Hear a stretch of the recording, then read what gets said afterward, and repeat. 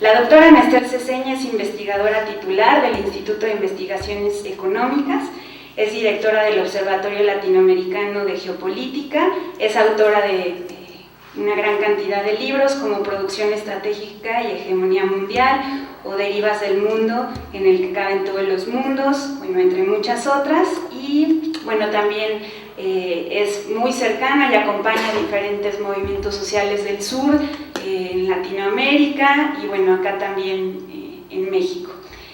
Pues si no hubiera alguna otra cuestión, le damos la palabra a la doctora y agradecemos su presencia. Bueno, muchas gracias a Mina por la invitación y buenos días a todos ustedes, a todos y todas. Voy a hacer una intervención relativamente larga. O sea, Mina me ha propuesto hablar más o menos hora y media, yo espero hablar solamente una hora, pero de repente no me doy cuenta porque voy a hacer una secuencia del tema que quieren que trate hoy. Es un tema muy amplio, ¿no? Muy complicado y además es un tema que está en permanente movimiento, entonces si resulta un poco difícil, yo me voy a centrar en algunas cosas, voy a tratar de ser lo más abarcativa posible, pero me voy a centrar en algunas cosas que me parecen quizá puntos clave como para entender la dinámica de conjunto y no solamente coyuntural, sino también un poco en términos más estructurales, más históricos, más de larga duración, es decir, me voy a referir a algunas políticas que son políticas estratégicas o dinámicas estratégicas y algunas otras que son movimientos pues ya mucho más coyunturales, digamos, me voy a referir a cuestiones como de posicionamiento, ¿no? Ya que estamos hablando de geopolítica, eso es algo muy importante. Cuando hablamos de geopolítica, una cosa que hay que tener en cuenta es que estamos hablando en realidad de una categoría relacional, es decir, si bien de manera muy estrecha podríamos pensar que es la política sobre el territorio o territorializada o la política que tiene que ver con el control del territorio, pero en realidad es la construcción de territorialidad, y territorialidad nos expresa muchísimas cosas.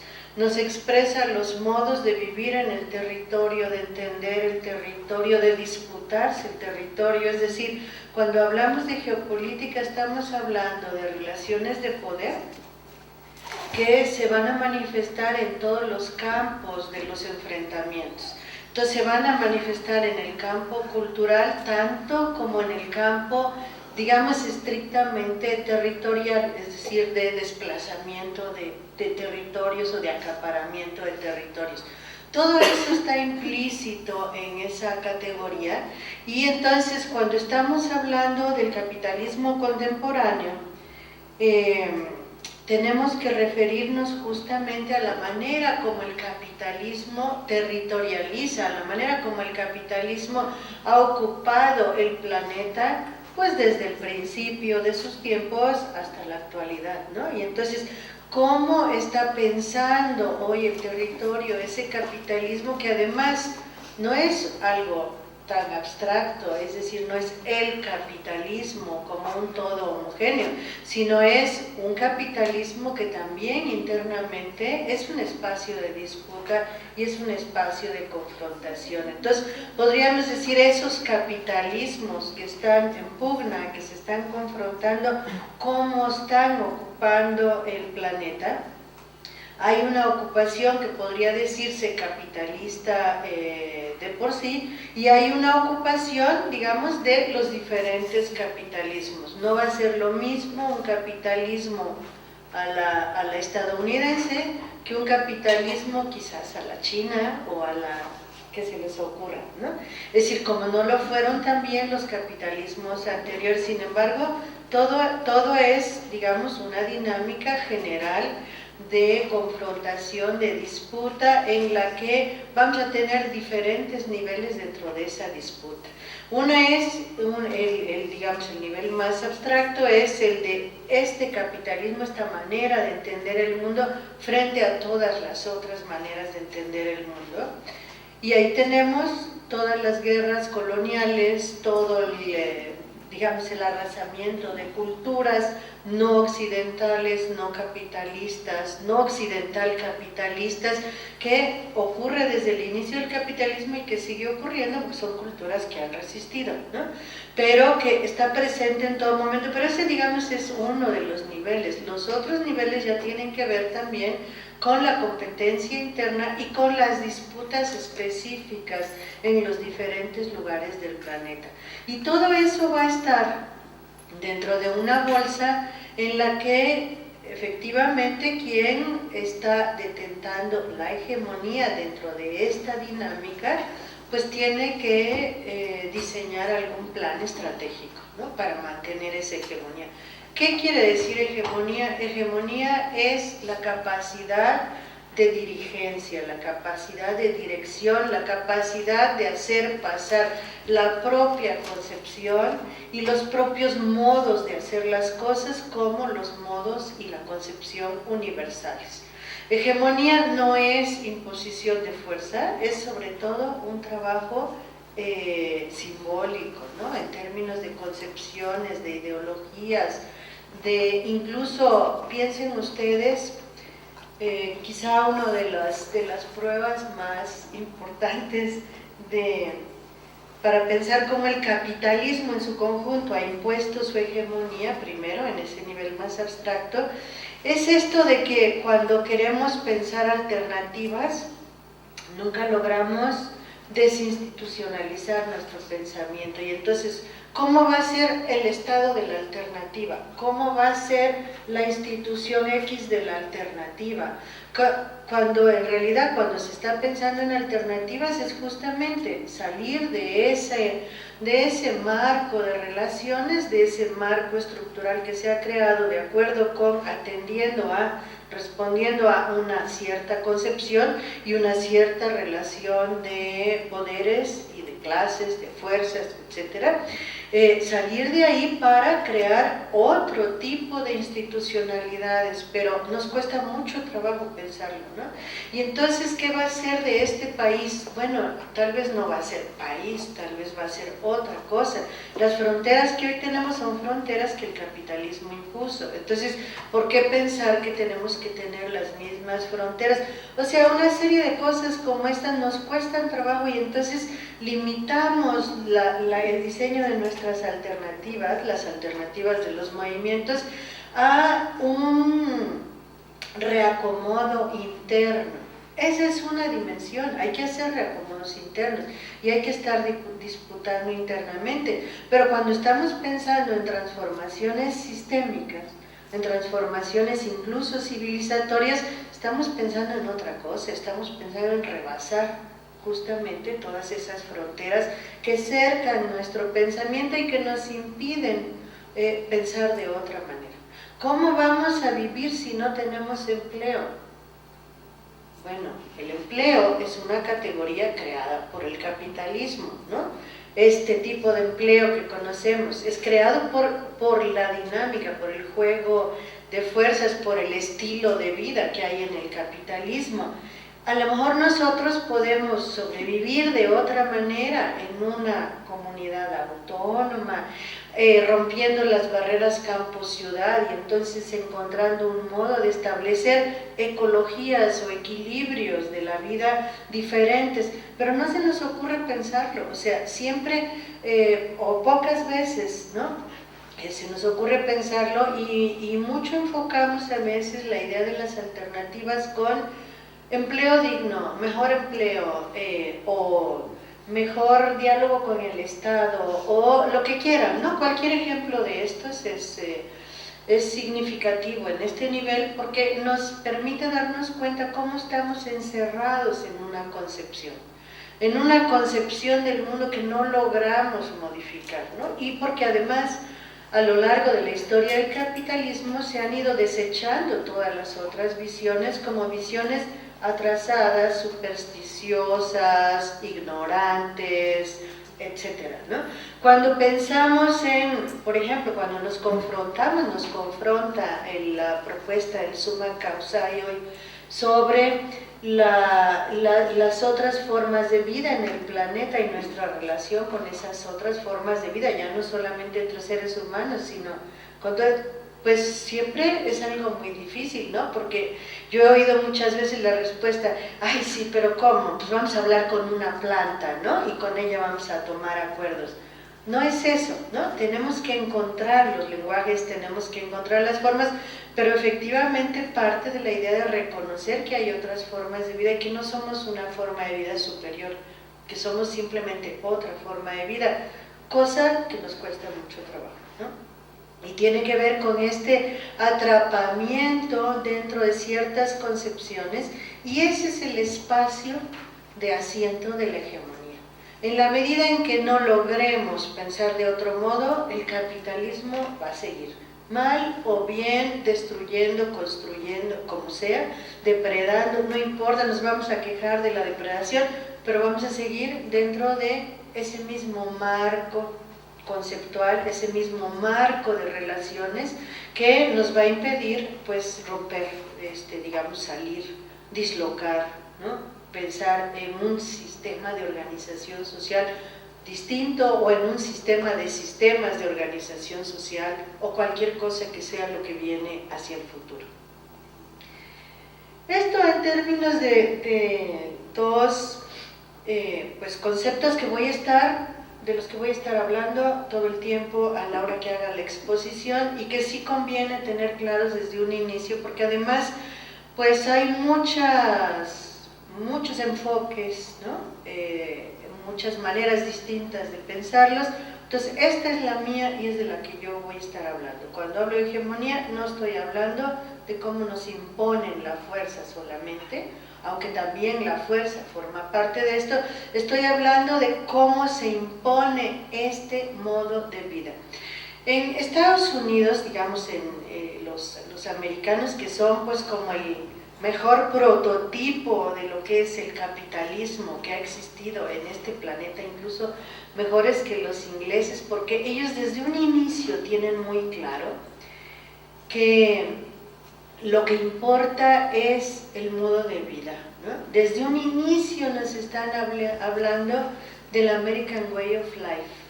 Y el American Way of Life es al mismo tiempo un modo americano de pensar, un modo americano de sentir, una estética americana, una dinámica al estilo americano. Y eso es lo que se ha impuesto en el mundo, lo que ha corrido en el mundo como el prototipo del progreso, de la modernidad, de lo que todos queremos, deseamos, ambicionamos, ¿no? Y a lo que todos nos queremos parecer. Y así sea el prototipo de la belleza o el de lo que sea, de la familia, cómo se establece, de las condiciones materiales en las que se vive, del modo de relacionarse con el campo, va a ser siempre la idea esta del American Way of Life, ¿no? Que es ese modo de vida individual, competitivo, arrasador, con el que Estados Unidos pues se creó, ¿no? En el momento de la conquista de esas tierras, ¿no? Y ese American Way of Life es hoy el signo de la hegemonía capitalista en el planeta. ¿Qué tiene que ver esto? Esto tiene que ver con la manera como nos acercamos a los recursos naturales. Desde el momento en que la naturaleza es considerada recurso, ¿no? Recurso natural, recurso para ser usado, una cosa que tiene que ser utilizada, un instrumento para crear la riqueza o incluso el bienestar, ¿no? Pero no es ese otro con el que nos relacionamos. A partir de ese momento ahí ya se rompió, ahí ya hubo un cambio epistemológico, conceptual muy importante, en el que esa relación de algún modo sujeto-sujeto que se mantenía en la mayor parte de las culturas anteriores a la capitalista, esa relación sujeto-sujeto es transformada en una relación sujeto-objeto. Y a partir de ese momento, por supuesto, podemos dominar al otro, porque el otro no tiene carácter sujético, no tiene capacidad de estar por sí mismo, sino que tiene que estar a través de nosotros. Y entonces es el humano quien va a determinar todo lo que ocurre en el planeta y cómo se va a mover todo lo que ocurra en el planeta, cuestión que por suerte está siendo muy debatida en estos tiempos, pero mientras se debate, la realidad es que esa es la manera como nos dirigimos al territorio, como nos dirigimos a la naturaleza, y entonces el agua es un recurso, no es vida, es un recurso, las plantas, la biodiversidad, el hecho de llamarle biodiversidad incluso proviene de ahí, ¿no? Los minerales, todo lo que hay en el planeta, todo eso son cosas que tienen que servir para potenciar las posibilidades del progreso, ¿no? Y el progreso, por supuesto, entendido en esos términos que decíamos. No cabe duda que el siglo XX es el siglo americano, o sea, ya a partir del siglo XX nadie pone en cuestión que la hegemonía capitalista está bien asentada en el mundo y que además esa hegemonía está hegemonizada por Estados Unidos. Estados Unidos entendido no como país, sino como sujeto. Es un sujeto que tiene un país, pero es un sujeto. Es un sujeto formado por pues, las grandes cúpulas del poder del mundo, no solamente de Estados Unidos. Las grandes cúpulas del poder que se van a articular en torno al eje estatal de Estados Unidos, pero que lo mismo puede ser un inversor holandés que tiene intereses, digamos, compartidos con los intereses de los capitalistas directamente norteamericanos, pero es un grupo de poder que está asentado ahí, y ese grupo de poder es el sujeto más importante del mundo, o digamos más poderoso, no más importante, más poderoso del mundo, y ese es el que está imponiendo esas reglas, por su gran capacidad de manejo de todos los elementos que hay en el planeta, y que eso le permite al mismo tiempo manejar también la cultura, las imágenes, etcétera, ¿no? Y las dinámicas, cómo se hace la producción, por qué se hace en términos fordistas y no toyotistas, o por qué el toyotismo es retomado y se hace una reconversión al estilo americano. Todas estas cosas que además son el paradigma de la producción en el mundo, circulan a través de la acción de este gran sujeto, de este poderoso sujeto, que es el que está ahí. Muchos le llaman el complejo industrial militar. Yo creo que es más que eso, ¿no? Yo creo que es un conglomerado que abarca muchísimos, digamos, todas las dimensiones de organización de la vida, y pues todos los intereses que están en juego en los términos en que hoy se juega, es decir, en los términos de la riqueza y el poder. Y entonces ese sujeto, cuando yo diga Estados Unidos, voy a estar hablando de ese sujeto. Y cuesta mucho trabajo, pero no hablo del país, porque en el país también hay conflictos de intereses, hay conflictos de clases, hay diferencias muy grandes, hay racismo, hay etcétera, todo lo que ustedes ya saben. Estamos nosotros los mexicanos ahí batallando, todas esas cosas hay en el país. Yo estoy hablando de ese sujeto, ¿no? Entonces vamos a empezar a hablar de esto. Desde el siglo XX, está atrás de mí, ¿verdad? Bueno.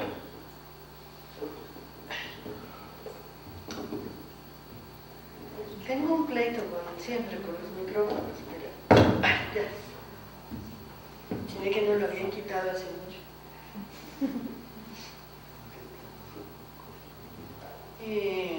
Pongamos la primera, que son varias, son muchas, ya no me acuerdo el orden y todo, pero a partir del siglo XX, entonces decíamos, es claramente la hegemonía norteamericana, capitalista norteamericana, la que hay en el planeta. Y a partir del siglo XX, digamos que yo diría que Estados Unidos es un sujeto, y digamos, retomó la hegemonía en parte porque ha sido un sujeto capaz de tener mentalidad estratégica, es decir, capaz de tener una planeación hacia el futuro que le permite, que además con objetivos muy claros, ¿no? Ellos mismos declaran que tienen una misión histórica, que, etcétera, ¿no?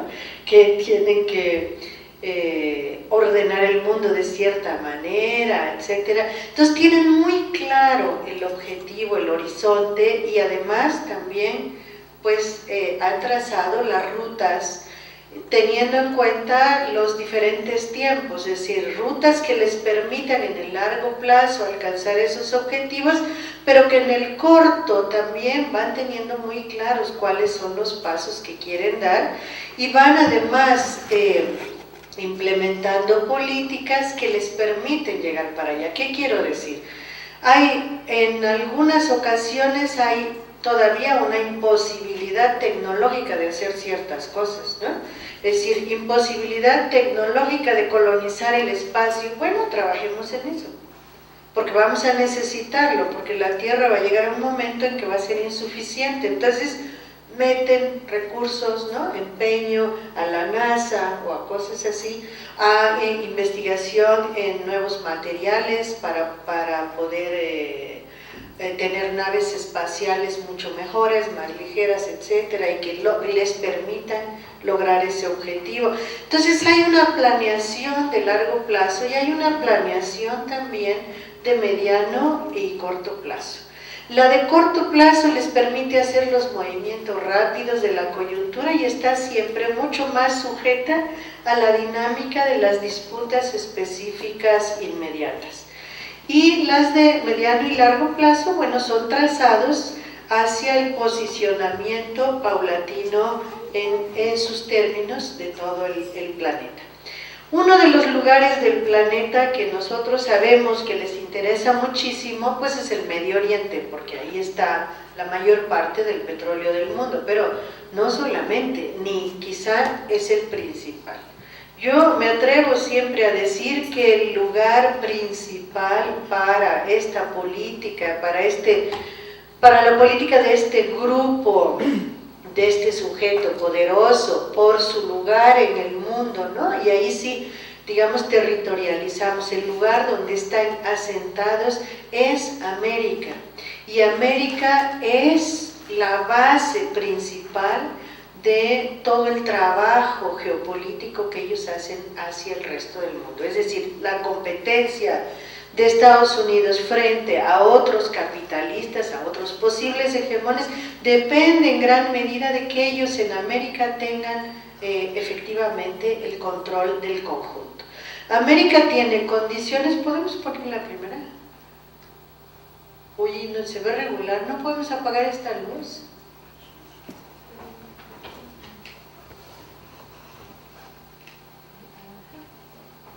¿Así quizá? Sí. ¿Se ve? Sí. Bueno, aproximado por lo menos. Bueno, América, digamos, es el único continente que tiene esta condición insular. Es un continente además donde no hay disputa hegemónica. La única gran potencia es la norteamericana. En los otros acá va a haber una disputa bastante grande, incluso en toda esta área. Pero el caso de América es un caso muy particular que Monroe tenía en ese sentido razón de pensar que América había que garantizarla para los americanos porque era un territorio que sí podían garantizar, en el que todavía tenían condiciones de superioridad suficientes como para lanzarse a la conquista de todo el continente y no solo a la conquista del oeste, y es un continente que además les ofrece muchas posibilidades logísticas, porque es un continente en el que todos los recursos fundamentales están en abundancia, en diversidad y abundancia, ¿no? Que son estos 4 recursos principalmente. La variedad biológica, ¿no?, que hay en América, la variedad de minerales, es tan amplia que gracias a tener este continente asegurado, pues tendrían una superioridad con respecto al resto del mundo en términos materiales, que son muy importantes, porque los términos materiales tienen que ver con la producción de todo tipo de bienes y también con la producción militar, por ejemplo, ¿no?, o con la producción de nueva tecnología. Entonces es básico tener el control de estos recursos materiales para tener una posición que permita mantener esa superioridad, esa condición hegemónica. Pasemos a la siguiente. Bueno, a esto vamos a entrar después, pero algo que es un dato, un simple dato, solamente se los puse ahí para que lo tengan, sobre el gasto militar que hay en el mundo, la diferencia que hay entre Estados Unidos, ¿por dónde anda mi puntito?, entre Estados Unidos y cualquier otro, pues es una brecha tan grande que es inalcanzable. Eso es importante porque muchas veces pensamos por noticias pues muy espectaculares de que China y ahora con Rusia se están volviendo a aliar para hacerle frente. Sí, para hacerle frente localmente está bien, pero una capacidad bélica como la que tiene Estados Unidos a lo largo de todo el siglo XX, la ha construido, ¿no?, es inalcanzable por cualquier otro de sus competidores o incluso de sus enemigos, ¿no?, de sus confrontantes. Y es algo que traducido ya no en gasto militar, sino traducido en elementos militares, en tanques, en aviones, en drones, en armas, en municiones, en misiles. O sea, esto no es dinero, esto son cosas, ¿no?, cosas que están ahí y que van a permitir en cualquier momento tener una potencia disuasiva y también de ataque mucho mayor que la que cualquier otro puede tener. Pero vamos a los mapitas. Estas manchas de colores, que no sé si las alcanzan a ver bien, espero que sí, que lo mejor posible, pero nos indican los lugares del planeta donde están esos recursos naturales estratégicos. Estratégicos porque son la base de la reproducción capitalista en el presente y en el futuro. Quien controle esos recursos es quien va a tener también la capacidad material de detentar la hegemonía. Y Estados Unidos a lo largo de todo el siglo XX lo ha tenido claro. El tipo de recursos se ha ido moviendo un poco porque no es lo mismo, por ejemplo, que en los años 50 hubiera plantaciones de hule o de caucho en ciertas regiones. Hoy no importarían mucho, pero en aquel momento eran fundamentales, ¿no? Y así han ido cambiando algunos recursos, pero en términos generales son estos 4 campos de recursos los que son estratégicos para la reproducción global. Y esos están en estos lugares que Estados Unidos ha estado pues atendiendo, es decir, por los que se ha estado preocupando por avanzar sobre ellos, por hacer acuerdos, por tener el acceso fácil, ¿no?, lo más fácil posible. Para esto, en el año 2000 se publica un mapa que diseña el Pentágono y que nos habla de cuál es el área del planeta que el Pentágono considera estratégica. El Pentágono va a ser el vocero o el articulador quizá más importante dentro del sujeto hegemónico en los últimos tiempos en que en realidad las condiciones sobre las cuales se estaba organizando la vida en el mundo, que provienen de pues, la posguerra, ¿no? La segunda posguerra, que eran condiciones de ordenamiento comercial, económico, pues de muchas reglamentaciones, ¿no? Mucha creación institucional, pues en realidad empiezan a hacer agua alrededor de los años 70 y entonces a partir de ahí es el Pentágono quien empieza a tomar la vocería de ese sujeto hegemónico del que hablábamos, y el Pentágono se plantea el problema de, bueno, ¿y qué vamos a hacer, no? En este mundo en el que tenemos tales condiciones, tanto materiales de distribución de recursos, todo como de conflicto regional, conflicto con otros grupos de intereses o con potencias pues que estuvieran ejerciendo una competencia fuerte. En esos momentos, por ejemplo, el sureste asiático era un tremendo competidor en los años 70, 80.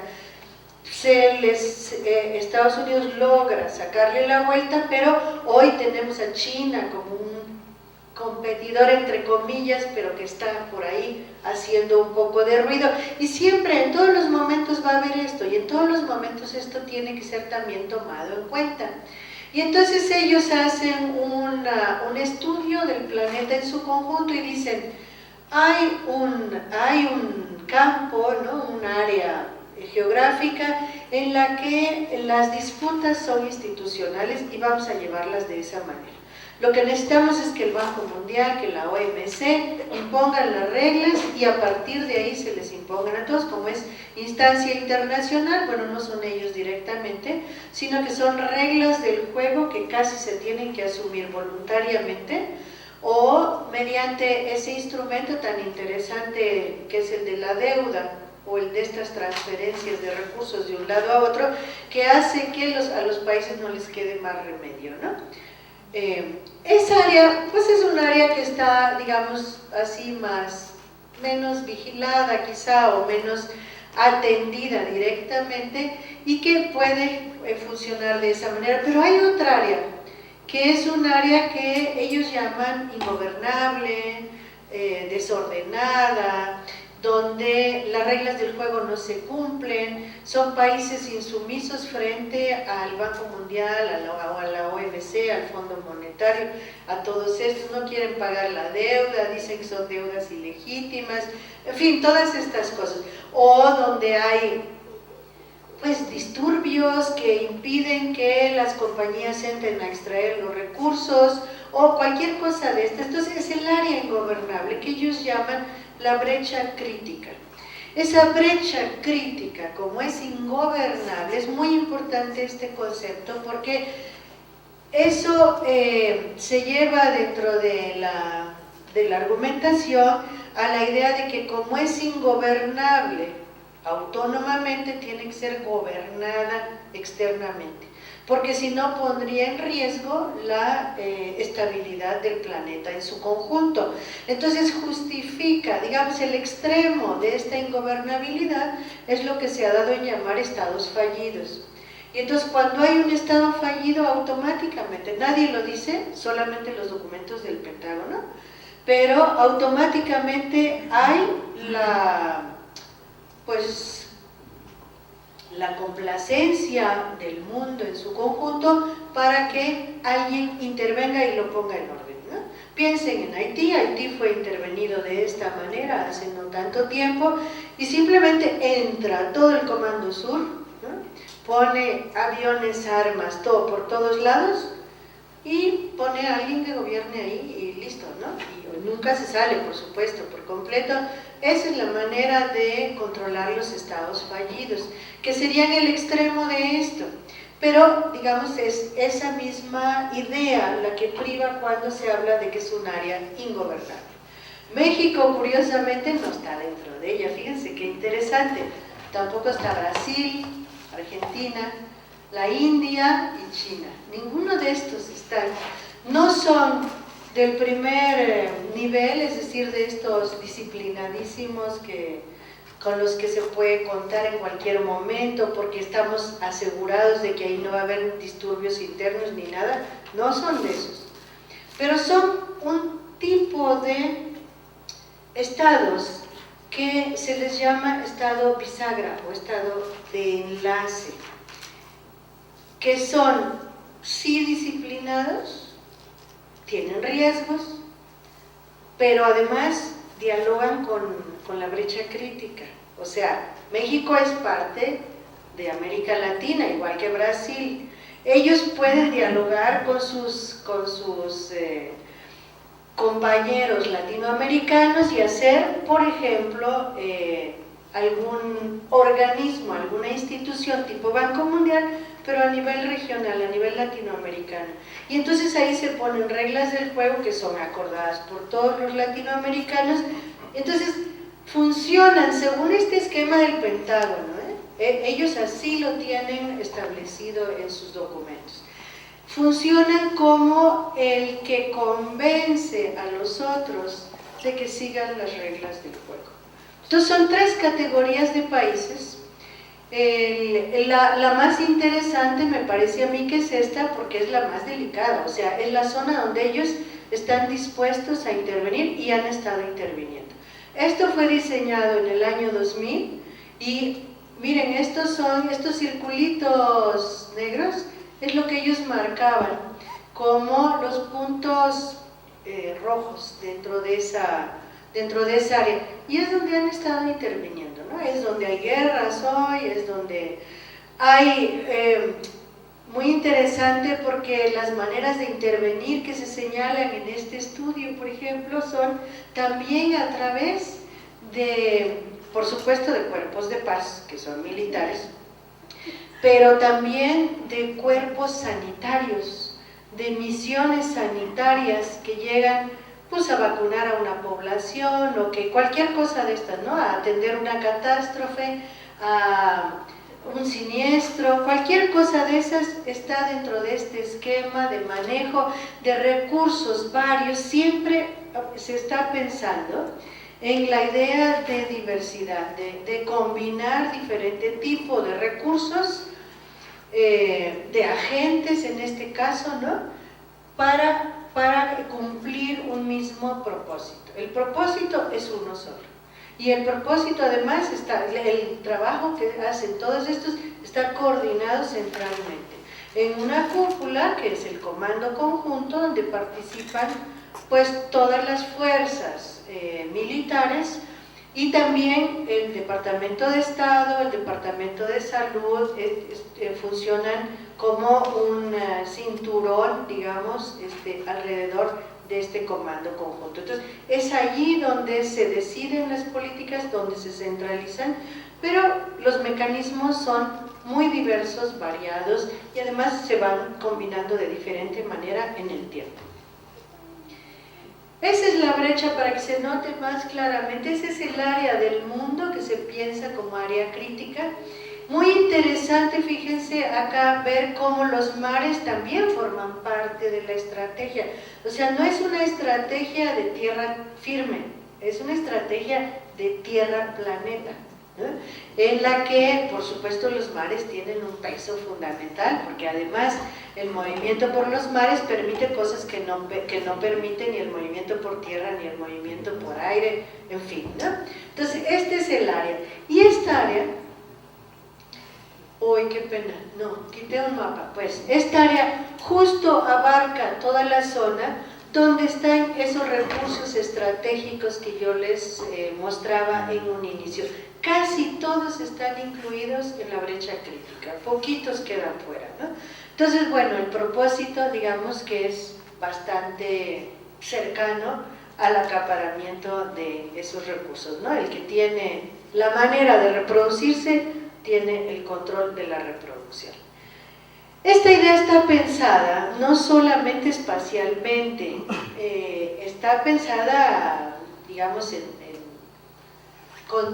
a partir de diferentes enfoques y atendiendo a diferentes dimensiones, pero la idea es que para mantener ese planeta controlado, para mantenerlo dentro de las reglas del juego, es necesario que la dominación sea de espectro completo. Así le llaman, ¿no? Y entonces, el espectro completo, ¿qué cosa es?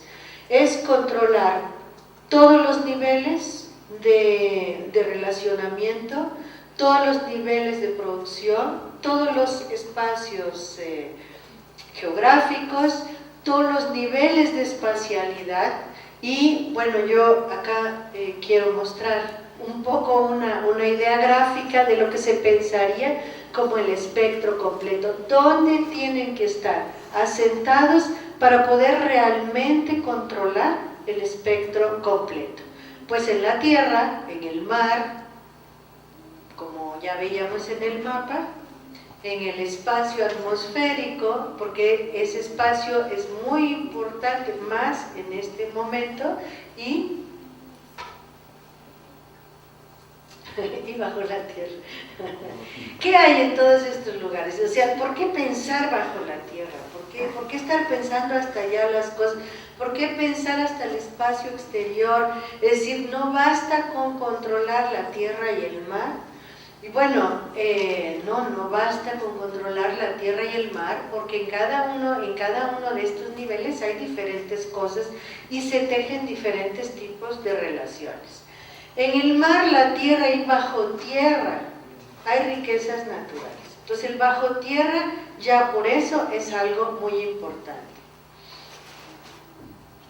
En tierra y mar están las comunicaciones tradicionales, ¿no? Ya sean transportes, ya sean comunicaciones, pues no sé, telégrafos, cualquier otra cosa de estas.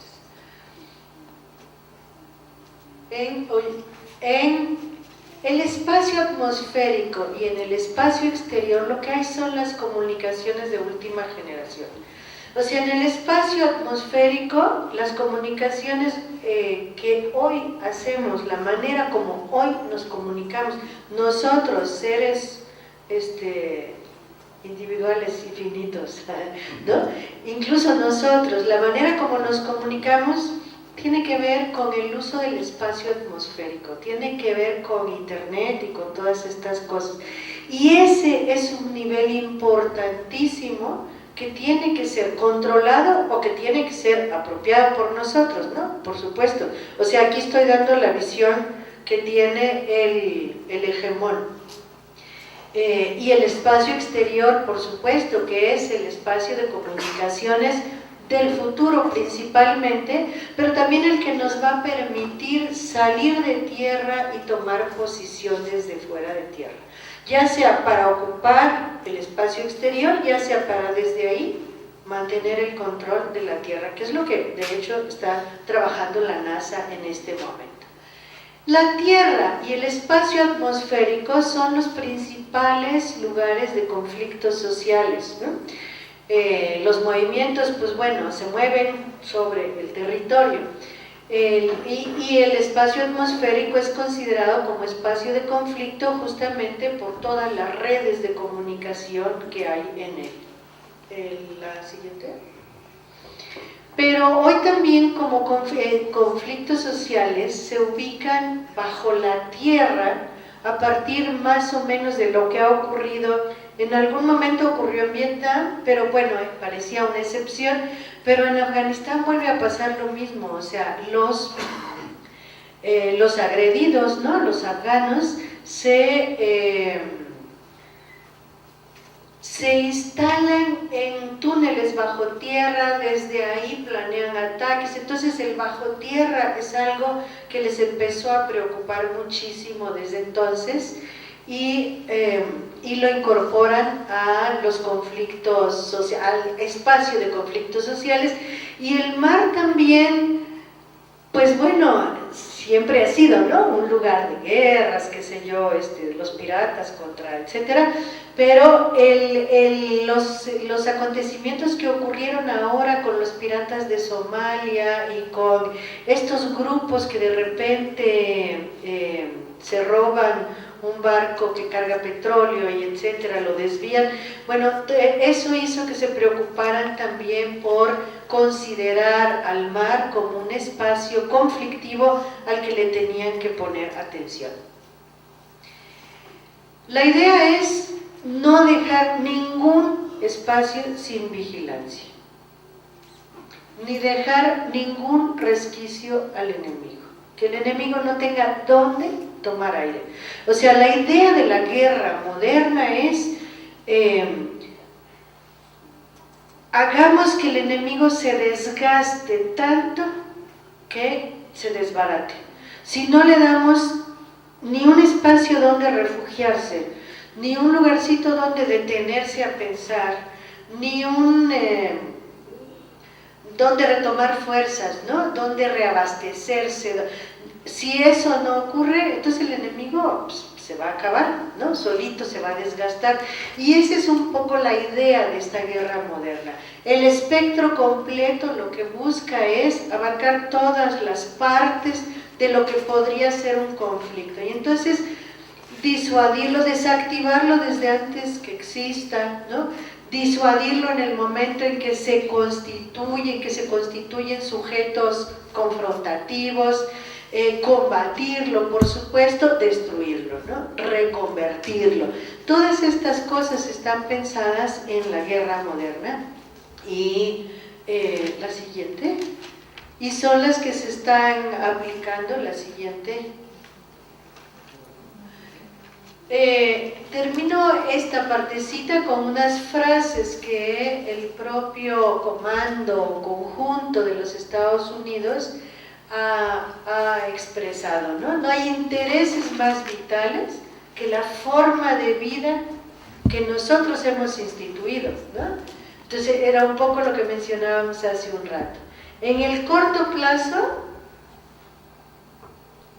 donde quiera que se encuentren los extremistas, ¿no? Es decir, todo aquel que se oponga a nuestra forma de vida.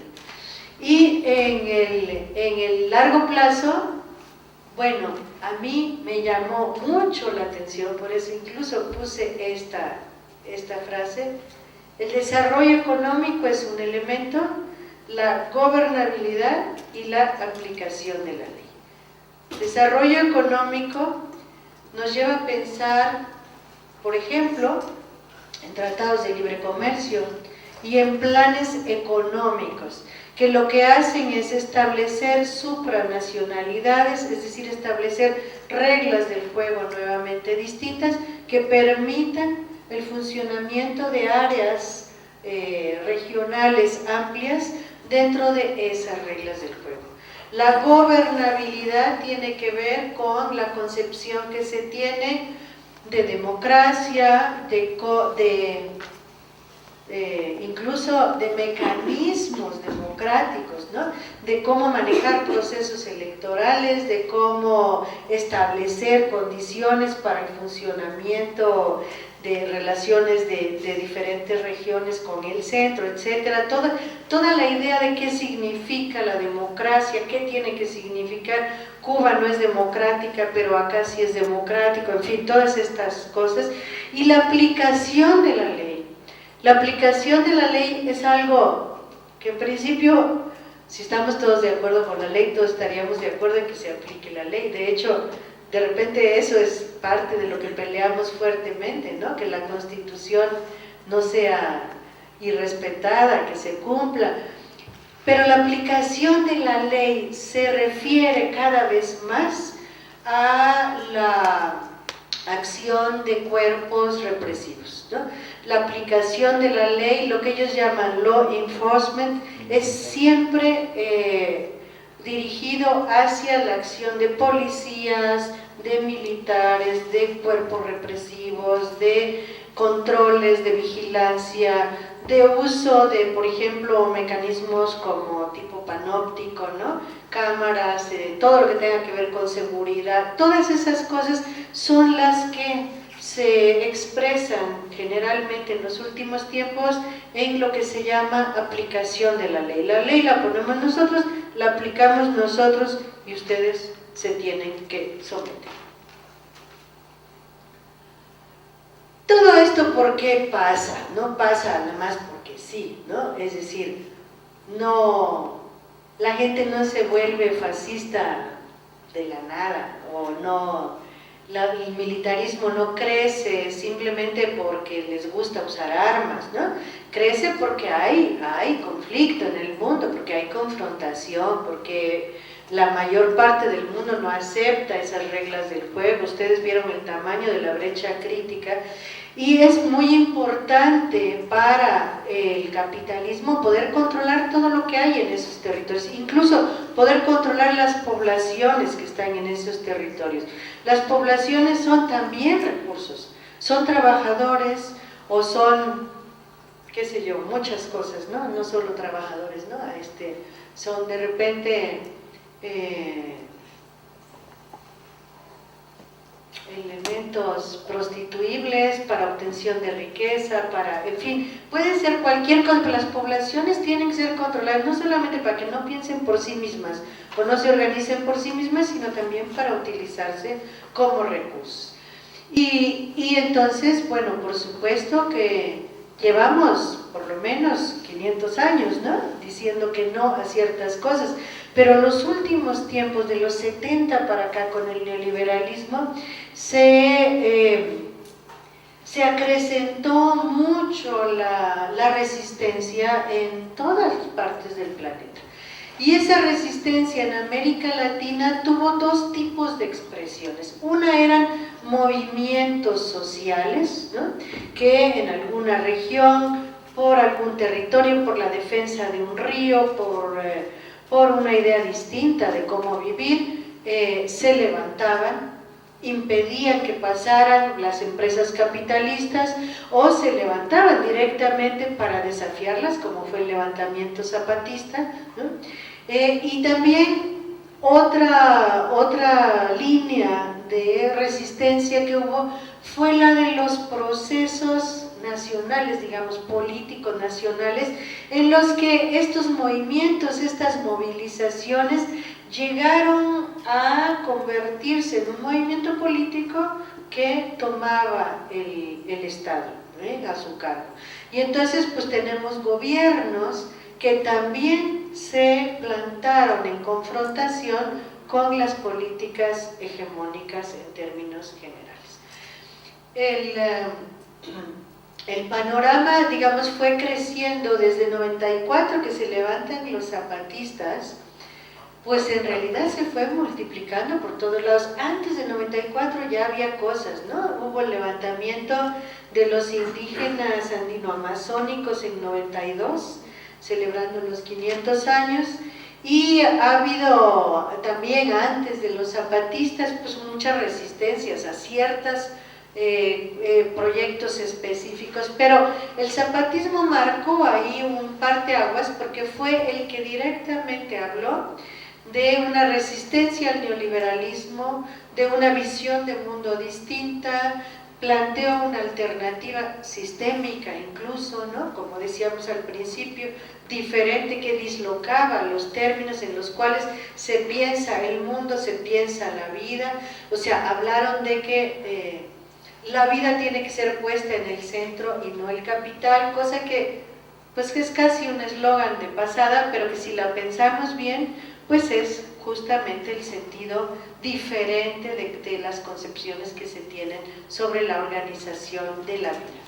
Y fue creciendo también esto mucho porque como parte de estos movimientos estaban institucionalizados en los gobiernos, se fueron generando también institucionalidades confrontadas, alternativas, ¿no? Como el caso de, acá pongo las dos que a mí me parecen más importantes en esos términos realmente de alternativa, que son ALBA y Petrocaribe. Y ALBA empieza a convencer a muchos, se unen muchos países, iba en crecimiento. ALBA en realidad responde al momento en que se tira el ALCA. El ALCA, que era una de los brazos de la estrategia hegemónica, son el brazo económico, el brazo infraestructural y el brazo militar. Y por esos tres avanzan a ritmos distintos, ¿no? En su brazo económico, los tratados de libre comercio han sido, pues digamos, el pilar, pero se han hecho en regiones más acotadas. Pero el ALCA pretendía ser justamente ese tratado continental, o sea, eso que veíamos en un inicio de cómo la isla completa era importante como bastión, ¿no? Como soporte para la hegemonía. En el caso del brazo económico, pues eso se pretendía construir con el ALCA. Y el ALCA es combatido al mismo tiempo que surge la idea de crear el ALBA, ¿no? Y entonces hay un juego ahí de fuerzas que se mueven de un lado para el otro y empieza a ser una gran preocupación, porque realmente sí había un desplazamiento grande hacia el ALBA, y países pues como de repente Honduras, que nadie se lo hubiera imaginado, adhieren de este lado, y bueno. Y lo mismo va a ocurrir con Petrocaribe. Petrocaribe es más limitado porque, pues como es en el Caribe, son islitas muy chiquititas. Yo no sé si alcanzan a ver aquí, las que no se ven blancas, pues son las que están incluidas en Petrocaribe, porque están en azul, también las de acá. Pero esto es un área muy importante, porque es un área, dentro del continente, es el área, por decir, más estratégica, ¿no? Es el área vital, fundamental para Estados Unidos, desde siempre. Podemos leer a principios del siglo XX, todas las declaraciones de los estadistas norteamericanos, y todos hablan de la importancia del Caribe, de Cuba, de las islas en general del Caribe, ¿no? Entonces la iniciativa de Petrocaribe es muy interesante porque, teniendo a Venezuela en el centro, que es quien la propone, con una gran cantidad de petróleo, pues les ofrece a esas islitas tan frágiles, que les da petróleo casi gratis, ¿no? O sea, pagado a 1000 años, con unas condiciones maravillosas. Además, se puede pagar en especie. Si lo que siembran es frijol, páguenlo con frijol. Si siembran maíz, páguenlo con maíz, lo que ustedes tengan, ¿no? Y entonces eso hace que, por un lado, se empiece a pensar en términos de un intercambio comercial diferente, un intercambio comercial que, en términos de lo que cada quien puede y lo que a cada quien le hace falta, y no tanto en términos monetarios, pero además porque establece un compromiso muy fuerte. O sea, el hecho de que estos paisitos recibieran el petróleo en esas condiciones, y de Venezuela, pues también de algún modo obligaba a cierto compromiso político de repente, ¿no? Por lo menos es un área que todos tendrían que defender juntos, porque es interés de todos, y pues es el área esta que les digo del Caribe.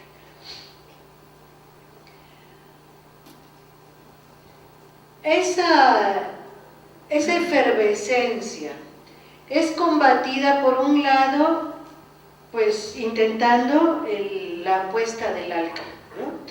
Cuando el ALCA se derrota, entonces se intentan tratados bilaterales, y eso sigue existiendo hasta hoy. Hay varios, hay otros que se han logrado echar abajo, pero hay varios que sí se han establecido. Entonces tenemos eso por un lado. Pero por otro lado tenemos un mecanismo que es muy complicado, porque es un mecanismo de conexión, ¿no? de desarrollo. Hay que pensar en lo que se decía ahí del desarrollo, que es el de las comunicaciones.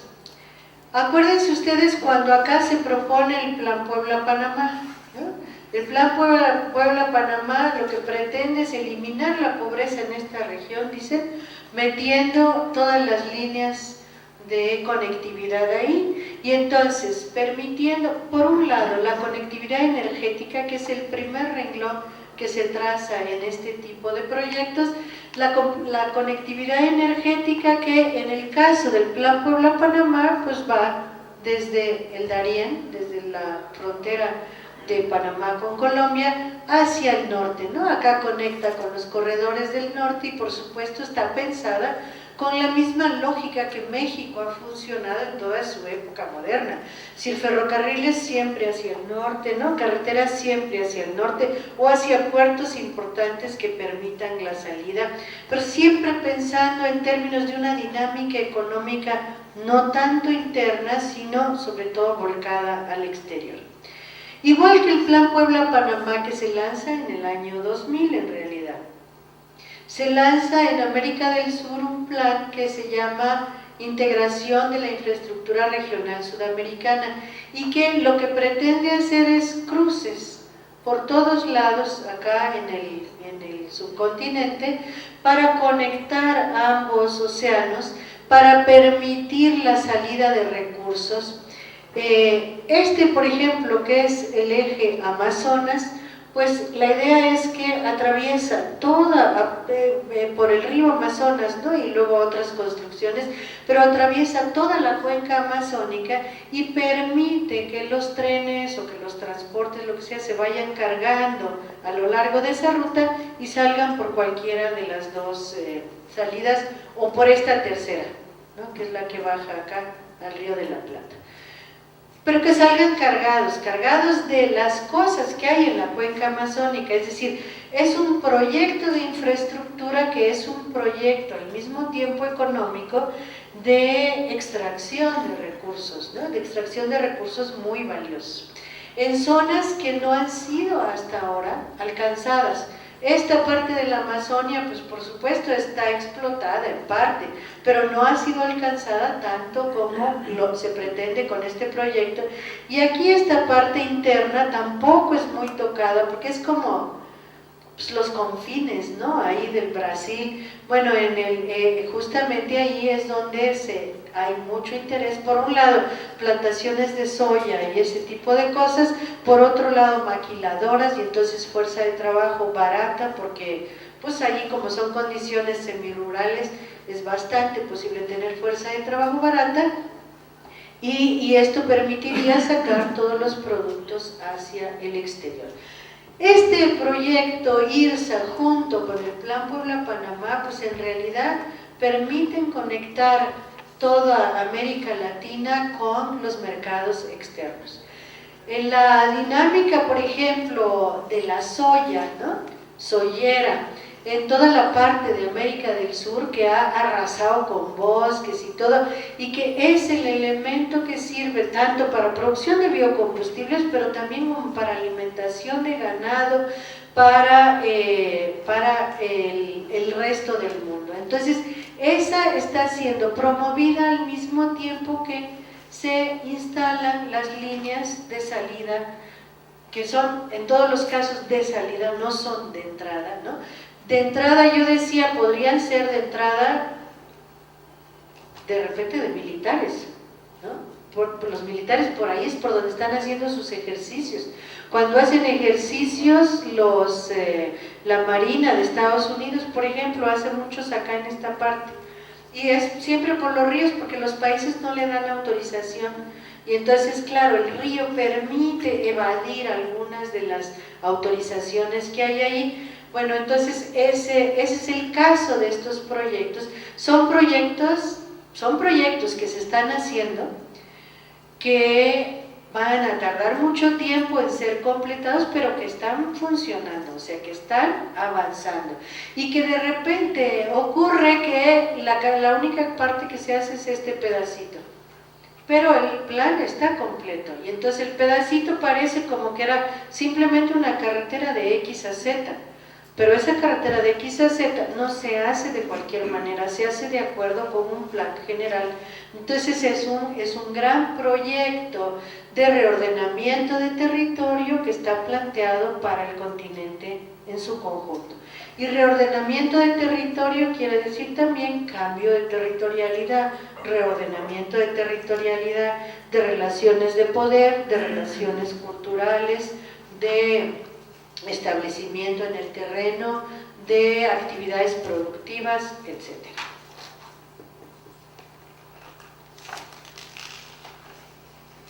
Junto con estos dos que decíamos son los dos primeros brazos, el tercer brazo es un brazo militar de esta estrategia. Y ese brazo militar se empieza a trabajar también desde el 2000. Todo esto es desde el 2000. El plan, el mapa del Pentágono de la brecha crítica es diseñado y a partir de ese momento se diseñan todas estas políticas, todo va en conjunto. Y entonces esto inicia con el Plan Colombia. El Plan Colombia originalmente es Colombia y Perú, ¿no? Perú en chiquito y Colombia en grande. Pero el Plan Colombia a estas alturas se ha derramado hacia muchos otros lugares del continente.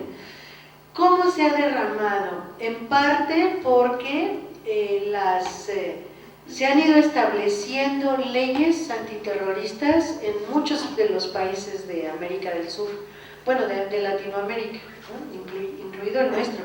O sea, el cambio del Código Penal en nuestro país, ¿no? En todas esas cosas que se hicieron, que se aprobaron el año pasado, son parte de este proyecto, es decir, todos van a tener el mismo tipo de reglamentaciones antiterroristas, de manera que esas reglamentaciones antiterroristas permiten, entre otras cosas, la colaboración, la cooperación entre todos los que son amenazados por el terrorismo.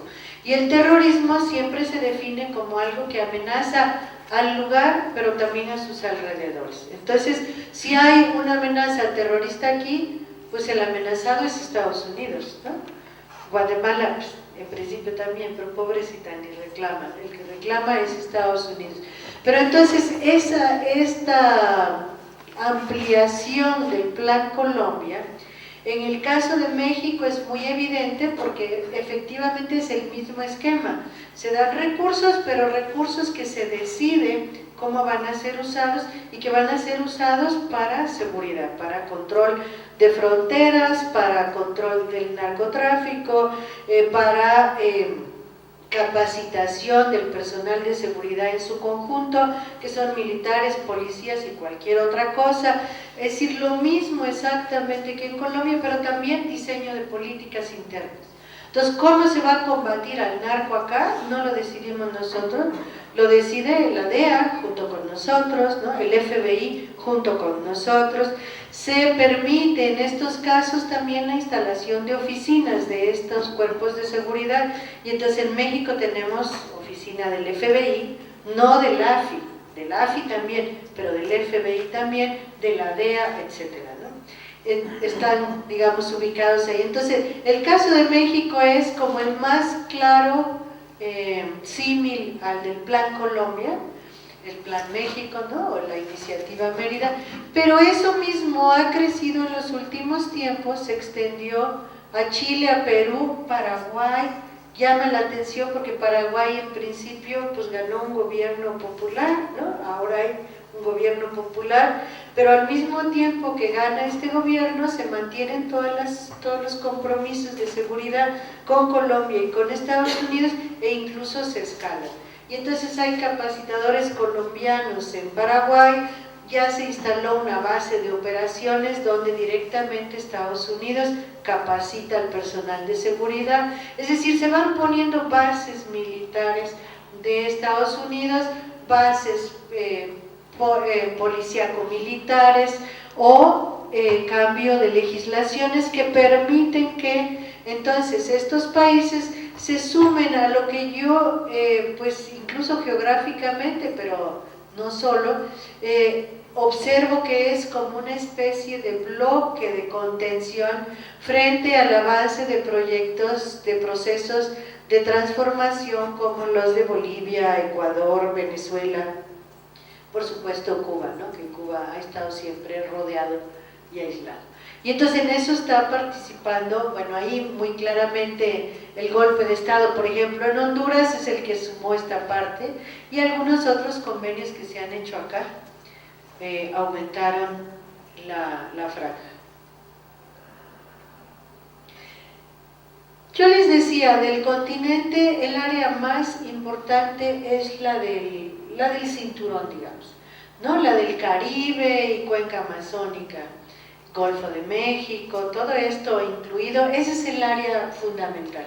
Ahí está todo el petróleo casi del continente. Bueno, ahora hay petróleo en Brasil, En el momento en que estaba planteada esta estrategia, yo no sé si sabían que había petróleo en Brasil o no, pero con Brasil, como dijimos, las relaciones son de otro tipo. En cambio, en esta zona, el petróleo se cuida militarmente, no solo se establecen acuerdos, ¿no? Y entonces, en esta zona, por un lado, se cuida militarmente en el caso de Venezuela, porque pues Venezuela, digamos, es de los que confrontan, pero también se cuida militarmente todo el área del Caribe para que nadie más entre, porque en el Caribe hay una parte que son aguas internacionales, pero si no hay paso, bueno, entonces esas aguas internacionales quedan como aguas locales, y debajo de esas aguas internacionales hay petróleo. Entonces toda la zona es como más o menos cercada para que se pueda disponer de ella internamente. Algunas de las cosas que se han hecho en esta área, y están marcadas todas, pero alguna que yo quiero mencionar como importante. Nosotros hablábamos de Petrocaribe como parte de una estrategia alternativa, ¿no?, a la hegemónica, y resulta que esa estrategia, ese mecanismo es combatido a través de la creación nuevamente de una alianza en el Caribe que va a hacer directamente Hillary Clinton en el año 2011, a mediados del año pasado. La va a hacer ella directamente, visita cada una de las islas, los compromete y hacen la iniciativa de seguridad del Caribe.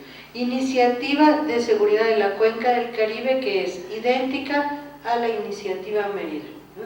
Idéntica excepto en montos y qué sé yo, ¿no?, porque México es un país de otro tamaño. Pero entonces con eso desmonta en cierta medida la importancia de Petrocaribe y vuelve a torcer el equilibrio de fuerzas hacia el otro lado. En geopolítica siempre estamos hablando de equilibrio de fuerzas. O sea, como yo les decía, es una categoría relacional, entonces siempre se están dando pasos, ¿no?, de los dos lados, y entonces uno avanza en lanzar el arca, el otro avanza en detenerlo, y a cambio lanza el alba, y los otros entonces le dan un golpe al alba con el golpe de estado en Honduras. Allí detienen el alba, que estaba creciendo hacia esa región, ahí lo detienen, y además pues es una advertencia muy fuerte para todos los otros que quisieran incorporarse al alba, entonces allí para, ¿no? Y como eso están ocurriendo permanentemente cosas, juegos de fuerzas de un lado y del otro.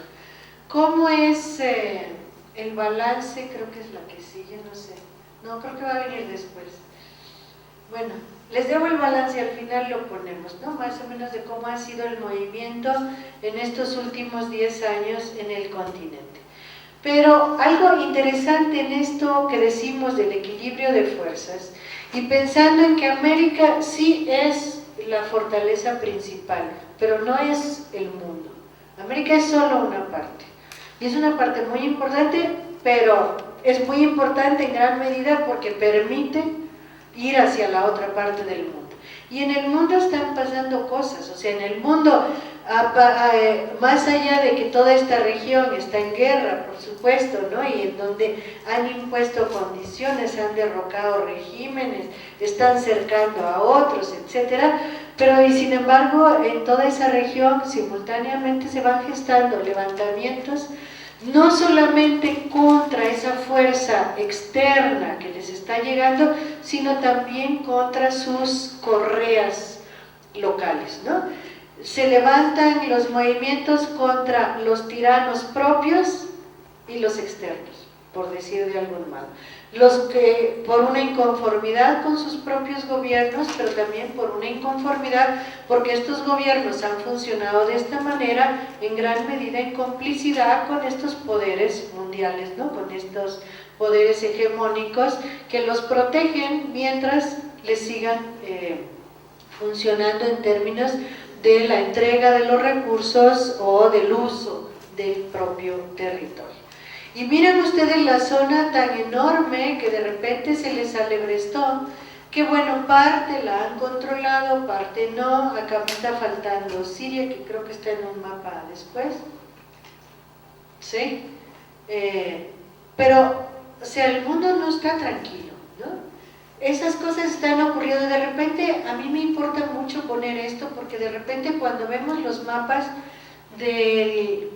como el despliegue militar, el despliegue económico, infraestructural, pues parece que no podemos hacer nada, o sea, ya nos cayeron encima y no nos dejan ni mover, y no es cierto.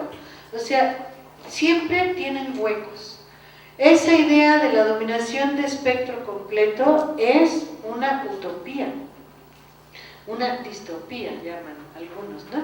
Pero es un horizonte, es lo que necesitarían para garantizar absolutamente todo, pero no quiere decir que la tengan, la están tratando de construir y nosotros estamos tratando de que no la construyan. Y entonces, bueno, nuevamente es ese juego de fuerzas y todos los huequitos han sido ocupados, todos los huequitos que hay han ido siendo ocupados. Me faltan los de Asia, ¿no? Y aquí pongo solo unos cuantos movimientos porque quedaría tapizado, pero tenemos una cantidad de luchas aquí, por ejemplo, contra la minería. Acá, bueno, ni se diga, ¿no? Ahora con todas estas historias del buen vivir y la biodiversidad y las hidroeléctricas y todo eso que está ahora en discusión y en disputa, bueno, hace que los puntos sean casi interminables.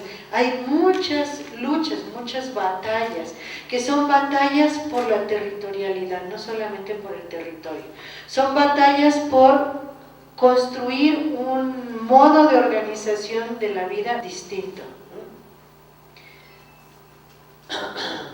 Esta zona alebrestada, que yo puse aquí, digamos la que más notoriamente se les ha levantado en este momento, pues es curioso porque es justo la zona petrolera. O sea, es en esas regiones donde más fuerte empujó la política expropiadora, sobre todo en la época de Bush, ¿no? Este sujeto hegemónico de Estados Unidos, es ahí donde hoy tienen todos los conflictos, todos los levantamientos más importantes y donde, pues por supuesto, no está definido qué es lo que va a pasar. La brecha crítica que tiene, por un lado, aquí en verde, los avances, bueno, faltaría este pedacito, los avances, digamos, de la dominación, pero por otro lado, en rojo, en amarillo, pues todos los avances de las resistencias, ¿no?, de la oposición. ¿Otro? No se ve muy bien, pero bueno, yo aquí quería mostrar un poco como la idea esta del control militar es muy minuciosa, porque tiene la instalación de bases militares, tiene la realización de ejercicios, estos que están en las manchas aquí en moradito, la instalación de la Cuarta Flota, que es un patrullaje permanente alrededor de América Latina, pero además cada una de esas cosas se combina con las otras, haciendo una especie de, digamos, escudo, ¿no?, que protege del exterior, pero que controla hacia el interior. O sea, protege de competidores, pero controla internamente e intenta intervenir, por ejemplo, en casos de conflictos internos en países, de, no sé, de cualquier cosa así que ocurre, ¿no? En varios momentos se declara, ¿no?, en algún momento cuando el ataque de Colombia a Ecuador, se insistió muchísimo en que la frontera ecuatoriana era una frontera que nadie controlaba, que el propio Ecuador no podía controlar sus fronteras, entonces que era casi un estado fallido, que además el presidente estaba comprometido de algún modo con las FARC, porque en algún momento hubo una foto que no sé qué, o sea, cosas de esas que se arman, pero se armó un teatro para decir que Ecuador era un estado fallido, de manera que se pudiera intervenir ahí, en parte porque Ecuador, cuando entra el presidente Correa, decide no firmar, no ratificar el acuerdo para que se quedara ahí una base militar de Estados Unidos, que es la base de Manta, que era una de las bases más importantes para controlar la cuenca amazónica y el canal de Panamá. Entonces a ellos les hacía mucha falta la posición, aparte de que tienen, ¿no?, todas las otras, pero esa era particularmente importante porque además era la más al Pacífico y de algún modo querían, ¿no?, insistir en que no había condiciones para poder intervenir, para poder reinstalar la base e incluso pues de algún modo intervenir en el país. Todo eso se arma como, pues yo digo como entramado. Tendríamos que, cuando pensamos en van a poner una base militar más, ahora están poniendo una base militar más en República Dominicana, ¿cómo se relaciona con todo el resto? ¿Qué tiene que ver con este entramado? ¿Por qué les hacía falta una más? ¿No? ¿Qué posición necesitan ahí? O sea, ¿para qué bases militares? Si estamos en paz, somos países de paz, ¿por qué nos tienen que poner bases militares? Bueno, el alcance de las bases militares que ponen además no es solamente para el continente, sino que es, en el 2009 se hace un convenio con Colombia, en que agregaron 7 bases militares a las que ya tenían ahí, pero la idea, el proyecto está pensado para que sean bases militares con un gran alcance, de manera que no se está pensando, digamos, este continente que es su soporte, su base, decíamos, su fortaleza, justamente entenderlo así, o sea, cómo desde nuestra fortaleza nos lanzamos, y tienen pensado lanzarse hacia arriba y hacia abajo, para entrar por acá al Mediterráneo y al Medio Oriente, y por acá a África y al Medio Oriente, ¿no? Entonces sería un poco la idea, el diseño que tiene este plan, que también es un plan de ellos, no mío, ¿no? Está en sus documentos y todo. Yo, en el momento en que están tan preocupados por poner otras bases aquí, de repente uno se pregunta si son solo pensadas en términos hacia el interior del continente o más hacia el exterior. Todo lo que son bases en la silueta del continente, ¿no?, en la parte más externa del continente, siempre van a tener una resonancia, una repercusión hacia el exterior, o como escudo también hacia el interior. Bueno, esto era simplemente una muy escueta línea del tiempo que permite ver cómo en los mismos momentos en que esto está ocurriendo, están ocurriendo cositas que de repente son chiquitas, porque esto ocurrió en Venezuela, era una cosa aislada en Venezuela. Esto, bueno, pues es México, tuvo una resonancia más amplia, pero bueno, es México su área, ¿no? Esto pues resulta que es también Ecuador, y cositas que si nosotros hiciéramos una línea del tiempo completa, que yo no encontré cómo hacerla en PowerPoint, ¿no?, pero si hiciéramos una línea del tiempo completa, vamos a tener permanentemente ocurriendo cosas de los dos lados y permanentemente avanzando cosas de los dos lados. La siguiente. Y eso nos permite pensar como en quizá movimientos más de más largo plazo, o sea, como pensando en términos quizá de ciclos de luchas. Nosotros tenemos desde 89, que fue el Caracazo, pues realmente que va creciendo una insurrección frente a las políticas neoliberales, que se va convirtiendo en algo mucho más que solamente enfrentar una política neoliberal. O sea, no es solo el precio del transporte, como fue en el Caracazo, ¿no?, del transporte público, sino que de repente se convierte en una revuelta popular que empieza a pensar bueno, ¿y por qué solo el transporte? ¿Y por qué el transporte tiene que ser privado? ¿O por qué? Etcétera.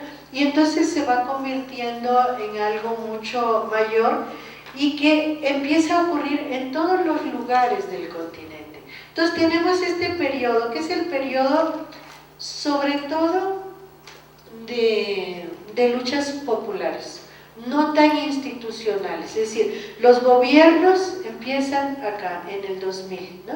Que es el de Chávez, primero que nada, y bueno, empiezan a sucederse los otros. Entonces tenemos aquí sí, como a partir de aquí un periodo de institucionalización. Esta primera parte, yo diría hasta el 2006 efectivamente, ¿no?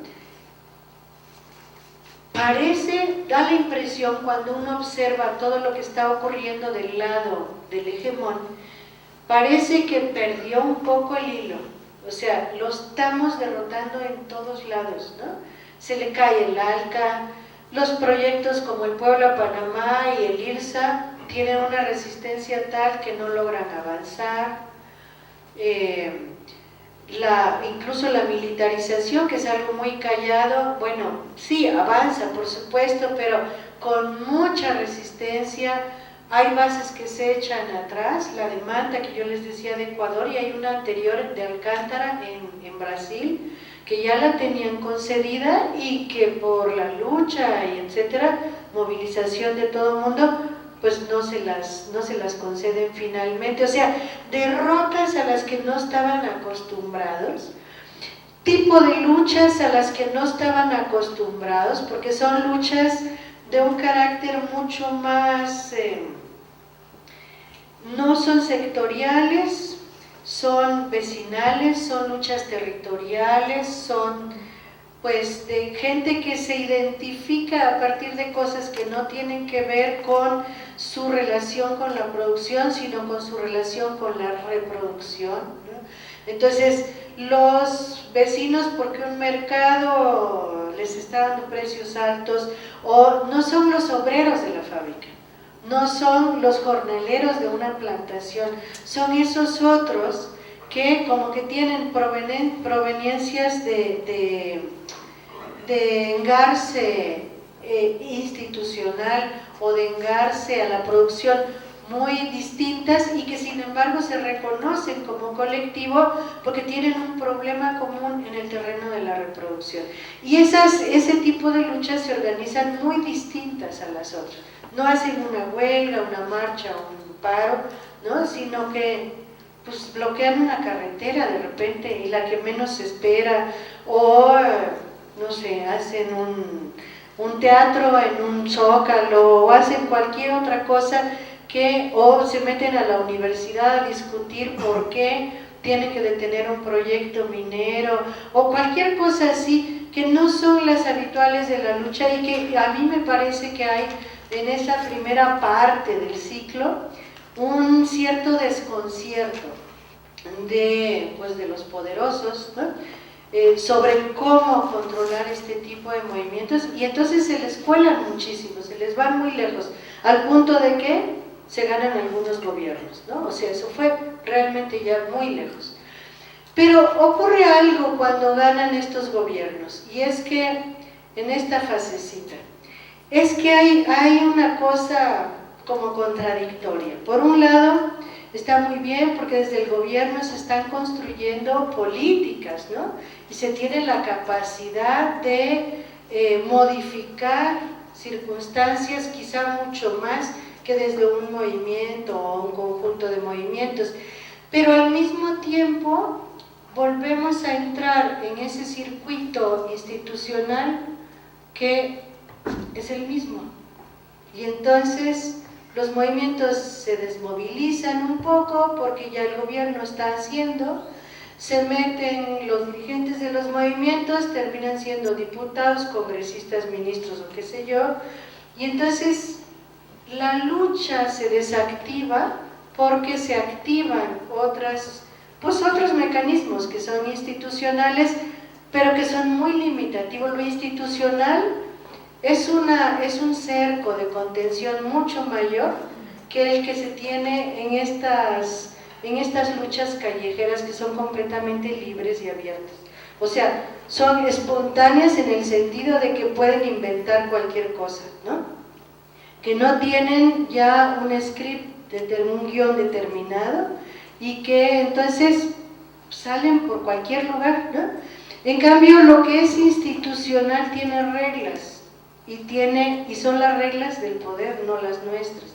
Entonces, cuando los movimientos entran a esa dinámica ya más institucionalizada, hay avances en muchas cosas en un primer momento, cambios, por ejemplo, de constituciones, en la propuesta del buen vivir, de los derechos de la naturaleza, de todo eso que hemos visto en Bolivia, en Ecuador, cambios muy importantes en Venezuela, en la manera como la sociedad se autoorganiza y se autogestiona, pero al final volvemos a toparnos con las mismas cosas, ¿no? El clientelismo, el paternalismo, el modo de proceder institucional, los marcos institucionales externos, ¿no? Banco Mundial, etcétera, etcétera.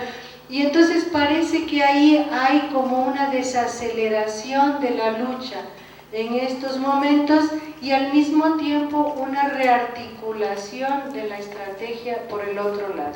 Y a partir del 2006, más o menos, se viene una contraofensiva, o una ofensiva más bien, una ofensiva imperial otra vez, súper fuerte, que marcábamos en el mapa del Caribe. Cada año hay 2, 3 acontecimientos que ponen posiciones de fuerza en toda la zona del Caribe y la cuenca amazónica para volver a acercar y a jalar los hilos, ¿no?, en toda esta región, que cercan Venezuela, que debilitan los procesos, incluso venezolano, boliviano y ecuatoriano, que también se debilitan por sí mismos, pero que los golpean por muchos lados, mediáticos, de otro tipo, por económicos, de diferentes tipos.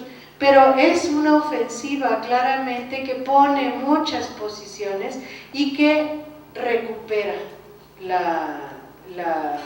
equilibrio de fuerzas, ¿no? Que más, quizá en algún momento parece que más que lo recupera, que se adelanta, y yo creo que en este momento nuevamente están reaccionando los movimientos para volver a retomar, pero están recién empezando a reaccionar, o sea, muy lentamente, para volver a retomar en condiciones diferentes, porque son condiciones en las que ya se avanzó muchísimo del otro lado. Se avanzó en establecer la iniciativa Mérida. Si ustedes piensan en México, es muy evidente cómo el país ha cambiado del 2006 para acá, que es ese momento de la ofensiva que yo estoy marcando. México quizá es un caso extremo, pero cuando uno piensa en lo que éramos antes del 2006, no nos hubiéramos imaginado lo que somos hoy, ¿no? Cómo está el país, cómo está descompuesto, el grado de impunidad que hay, etcétera. Bueno, eso mismo a nivel continental ha ocurrido, y entonces hay áreas donde se reforzó mucho más, áreas donde todavía no está tan fuerte, pero sí hubo un posicionamiento mucho mayor de parte de los poderes hegemónicos, aunque también hay una decisión, una conciencia, organización y posibilidades también mucho mayores de parte de las fuerzas de la resistencia. Hoy hay realmente en América un proyecto alternativo en términos sistémicos, en términos civilizatorios, cosa que se empieza a fraguar en el 94, pero que no es sino hasta este vuelco que le dan en América del Sur con el Summa Causai que realmente queda establecido el proyecto alternativo. Ahora, claro, hay que construirlo, ¿no? Hay que hacer lo posible, pero en términos del imaginario se conquistó muchísimo desde el punto de vista de las resistencias, ¿no? Aunque en términos materiales se avanzó mucho desde el punto de vista de la hegemonía del capital. Y bueno, ese es el balance, ahí se los dejo.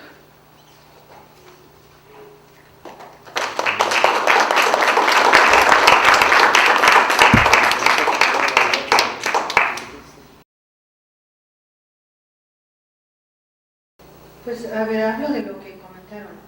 Una es que, en realidad, creo que no era la idea decir eso de la compañera, pero en realidad no se domina por placer, se domina por ganancia y poder. Son los dos elementos. Por dónde pasen no importa, ¿no? Pero ganancia y poder. No hay. Y ahí, bueno, de repente, para tener ganancia y poder, controlamos una selva, o controlamos una ciudad, o lo que sea, pero son esos, ¿no?, los ejes que mueven la dominación en el capitalismo. Es muy importante esta idea de la comunidad, porque justamente la comunidad es lo que no es el capitalismo, ¿no? Es justo casi como su antítesis. Entonces, cuando nosotros pensamos en capitalismo, sí hay comunidades ilusorias, ¿no? Pero siempre es el individuo el que prima. Las constituciones, todo habla del individuo. Acá el problema, por ejemplo, en México, tan fuerte con los famosos acuerdos de San Andrés era porque ¿cómo vamos a reconocer un sujeto colectivo? O sea, entre otras cosas, ese era el gran problema. Y es que ese sujeto colectivo es una comunidad. La individualidad del sujeto es esa. Entonces, yo siempre creo que cuando uno habla de comunidad, incluso a ratos no se da cuenta que en la comunidad hay no es solo un conjunto de personas, sino que hay una concepción distinta de intersubjetividad. O sea, una comunidad son también las plantas, es también el territorio, es también el monte, todo forma parte de la comunidad, por lo menos en la visión de los pueblos indios siempre ha sido así. Nosotros en la ciudad tenemos más problema para entendernos como comunidad, ¿no? Pero de algún modo hay cosas que nos permiten. Yo no sé los jóvenes ahora, qué sé yo, ustedes, pero para mí la idea de comunidad universitaria es algo muy fuerte. Yo toda mi vida he vivido en la universidad y entonces a mí eso sí me dice algo. Somos algo particular la comunidad universitaria, ¿no? Tenemos un modo distinto, aunque somos tan diversos. Hay comunidades de sentido o comunidades, pues a veces de destino, no sé, pero que también permiten rearticularse de manera diferente. Y yo creo que justamente es eso lo que el capitalismo quiere destruir, porque es eso justo lo que le hace resistencia. Entonces, bueno, es uno de los espacios de pelea más importantes, los comunes, ¿no? Revalorar los comunes, siempre con el cuidado de que el Banco Mundial ya está muy acelerado revalorando los comunes. Como el agua es común, la va a manejar la institución internacional. Entonces es un arma de doble filo. Pero sí el comunitarismo, ¿no? La comunitariedad, eso es algo que nosotros tenemos que reivindicar y es un espacio de lucha. Y ese es el espacio de lucha que crean los zapatistas, que crean los andino-amazónicos, que todos estos pueblos han estado levantando. Por eso es importante entender el paso de la esfera de la producción a la reproducción en las luchas. ¿De qué forma, Néstor, este entramado político-militar teje acuerdos y relaciones concretas con las corporaciones, ¿no? O sea, ¿de qué manera el poder corporativo también influye en este entramado político-militar? Por un lado. La otra es el narcotráfico para esta estrategia de dominación de espectro completo y desde esa lógica de poder, ¿cómo se percibe el narcotráfico, ¿no? Y qué posibilidades también hay ahí de articular desde la estrategia, digamos, del Pentágono, de Estados Unidos, ¿no? Sí. ¿Qué implica el narcotráfico? Se implica un poder, la construcción de un poder que en alguna medida puede generar una crisis en la hegemonía o puede potenciar la hegemonía, ¿no? ¿Cómo influye ahí? Y la otra es que, bueno, tú en algún momento en algunos textos has hablado y desarrollado la idea del posneoliberalismo, que queda muy clara la idea del posneoliberalismo, sobre todo para los proyectos societales, socioeconómicos, políticos que se están generando por parte del socialismo, ¿no?, del siglo XXI, en Bolivia, Ecuador, Venezuela, o de los países neodesarrollistas que también de alguna medida han traspasado, digamos, ese umbral, ¿no?, y han roto con muchas de las políticas más paradigmáticas del neoliberalismo. Pero en el caso de México a mí me queda mucho todavía la interrogación si realmente podemos hablar de posneoliberalismo o en realidad sigue siendo neoliberalismo, porque no ha terminado de haber un quiebre, y cuando ha habido posibilidad, el poder ha tenido una capacidad también muy grande de recomponerse, como fue en 2006 con, ¿no?, el golpe de Atenco, la otra campaña, Oaxaca. Entonces tampoco es que haya habido ese quiebre. Entonces, justo pensando en las especificidades de México, ¿qué tanto nos conviene hablar en términos de posneoliberalismo, como sí quizá en otros países del continente? Y más bien habría que pensar esas especificidades en otro contexto, donde no necesariamente se ha atravesado el umbral, ¿no?, de un paradigma. O sea, ¿tú quieres que dé otra conferencia? A ver, me refiero a lo más que pueda a todo lo que dijeron. Algunas cosas, pues bueno, no son tanto para responder, sino simplemente estuvo bien escucharlos. Yo quiero insistir en el punto que ella tocaba, que hemos dejado de ver la realidad. Y ese es un punto importantísimo, porque una de las maneras como se ejercen estos controles, incluso colectivos, ¿no?, es a través de la producción de sentidos comunes que no se producen comunalmente, comunitariamente, sino que aparecen como sentidos comunes, pero es como si fuera una producción industrial de sentidos comunes. Entonces piensen ustedes, por ejemplo, en el día que se cayeron las Torres Gemelas. Seguramente se acuerdan que la televisión durante, no sé, 3, 5 días, no sé cuánto, nos daban la noticia y siempre veíamos la misma imagen, y no sabíamos qué estaba pasando ahí, como si era como una ficción, una cosa rarísima.